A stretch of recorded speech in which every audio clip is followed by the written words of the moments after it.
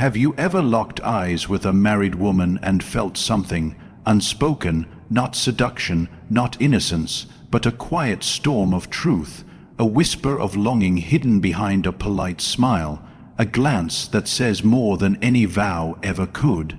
This isn't about blame. This isn't about scandal. This is about seeing what most men miss: her silence, her emotional hunger, her need not for saving, but for being seen.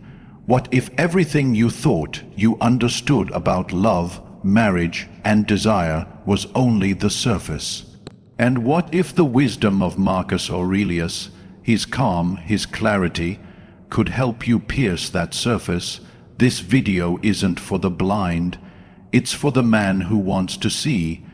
If you're one of them, like this video, subscribe now and stay until the very end. Because what you're about to hear will forever change how you see women, love, and yourself. She looked at me for a second too long, not in flirtation, not in anger, but in truth. A kind of raw, buried truth that sits in the eyes of a woman who has given too much of herself away. I didn't ask her name. I didn't have to. Her silence said more than words. The room was quiet, not because there was no sound, but because the noise had meaning no longer. Outside, children laughed. Inside, she sat with a glass of red wine, fingers gentle, posture perfect. She was composed, polite, but something inside her had long unraveled. She was married. The ring was there, clear as day, but the glow it once held, gone, replaced by a strange stillness. I smiled politely. She didn't smile back, not really. She looked through me as if waiting for something deeper, something real, not admiration, not attention, but presence. Marcus Aurelius once said, "Look within. Within is the fountain of good." And in that moment I understood. To see a married woman clearly, you must stop looking at her surface. You must look within, not to judge, but to witness. Because behind the polished image, behind the carefully chosen words, there is a war. A soft, endless war between duty and desire, between silence and screaming. Most men never see it. They see the title, wife, mother. They don't see the soul, but if you pause, if you truly look, there are truths you'll uncover.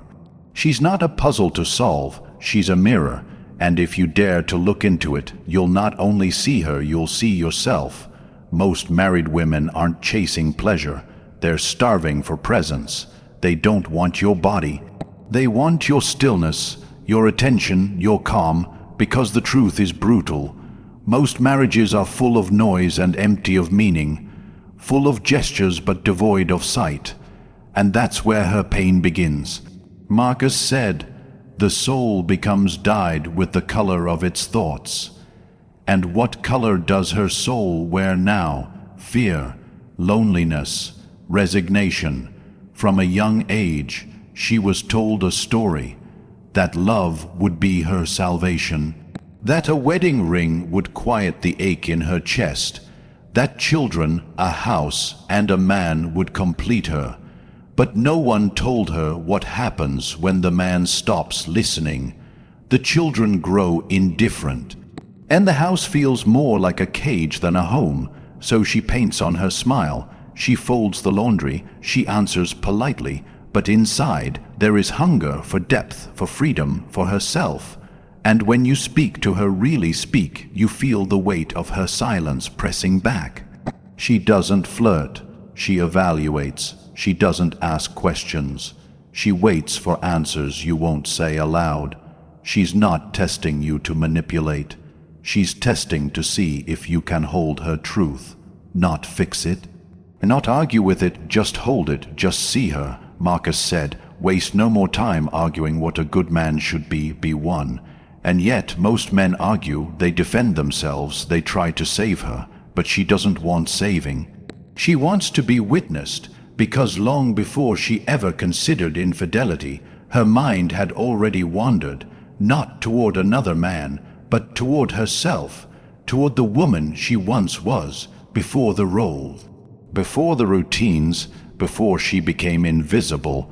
And when a man enters her life who listens, who sees, who remains still in her storm, She remembers, not him, herself.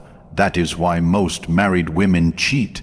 Not for sex, but for self. Not for adventure, but for identity. She remembers she's more than a caregiver, more than a ring bearer, more than a warm body beside a sleeping husband. She remembers the artist, the thinker, the dreamer. The woman who once believed in love as a flame, not a routine. And so, the danger isn't in his words. It's in his silence, the way he listens, the way he doesn't flinch when her truth spills out. He doesn't try to fix her. He just sees her, and in that, she feels alive again. Men ask, why does she test me? She tests because she's scared. Scared that no man can meet her soul. Scared that her truth will scare you away. So she watches, she waits, she throws emotional waves to see if you sink, not to destroy you, but to measure you, to know if you're strong enough for her silence, strong enough to see her without shrinking. Because the ring on her finger, it's not a shield, it's a mirror. It reflects who she has become, not who she wanted to be. Some women glance at their ring and feel warmth. Others glance at it and feel trapped. Not by the man, but by what she's lost in herself. And yet she continues. She keeps giving. She hides her loneliness beneath busyness. She serves. She perfects. She gives until nothing's left.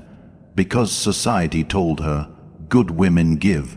Good wives sacrifice. Good mothers don't need. But Marcus said, look well into thyself. There is a source of strength. And she has one buried, faint, but still there. You just have to be still enough to find it. She doesn't want to be idolized. She wants to be understood. Put her on a pedestal and you blind yourself. Throw her in the dirt and you blind her. See her, really see her, without fear, without fantasy, without flattery. She doesn't crave chaos. She craves calm, not the boring kind, the deep kind, the kind of calm that listens without interrupting, the kind of calm that says, I see you and I'm still here. Because behind every married woman is a silence no husband hears, a silence no friend sees, a silence that wraps around her like a second skin. But if you see it, if you speak gently to it, if you don't try to change it, she'll show you a version of herself even she forgot. That's the Stoic truth.